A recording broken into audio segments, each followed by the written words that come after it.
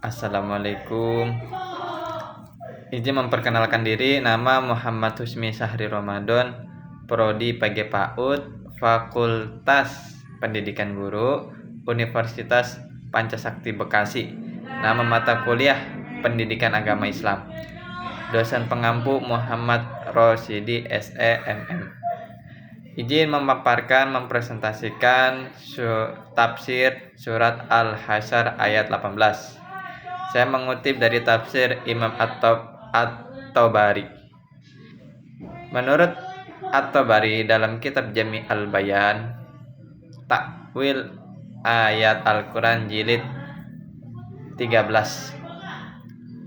Jilid 23 halaman 299. Ayat ini memerintahkan setiap orang untuk memperhatikan amalan yang telah dilakukan selama hidup.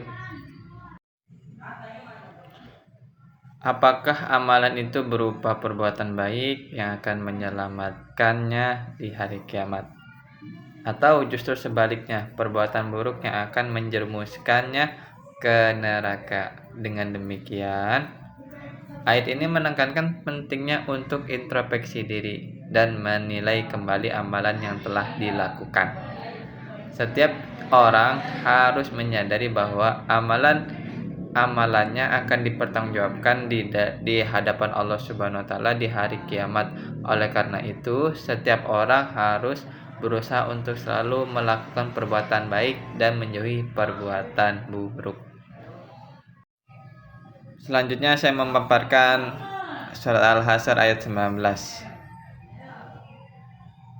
Allah mengingatkan orang beriman dengan berfirman, dan janganlah kamu wahai orang-orang beriman seperti orang-orang yang lupa kepada Allah, tidak menyadari bahwa Allah senantiasa mengawasi manusia dalam kehidupan ini, sehingga Allah menjadikan mereka karena pola hidup mereka yang hanya mencari kepuasan, kelezatan, dan kenikmatan duniawi tanpa mempertimbangkan kebutuhan hidup sesudah mati.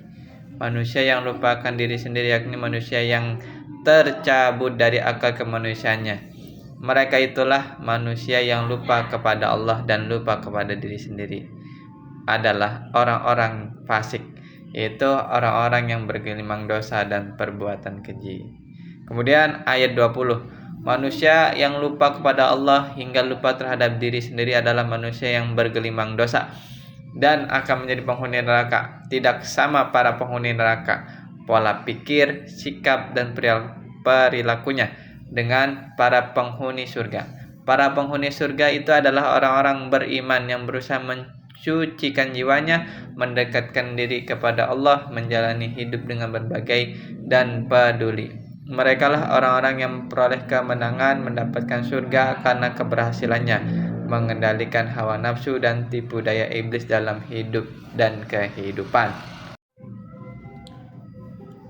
Kemudian saya menjelaskan ayat 21 surat Al-Hasyr. Allah menjelaskan bahwa Al-Quran diturunkan bagi manusia yang menggunakan nalar dan mengikuti hati nurani.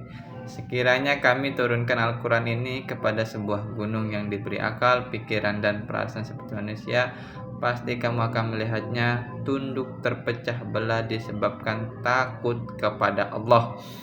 Karena gunung-gunung itu akan menggunakan nalar rasa dan nuraninya dan dalam memahami Al-Quran dan mengamalkannya. Dan perumpamaan itu yakni manusia yang kecil dan lemah dibandingkan dengan gunung yang begitu besar, tinggi, dan keras. Kami membuat untuk manusia agar mereka berpikir bahwa gunung bisa menggunakan nalar rasa dan nurani untuk memahami dan menerapkan Al-Quran hingga tunduk dan pecah karena takut kepada Allah.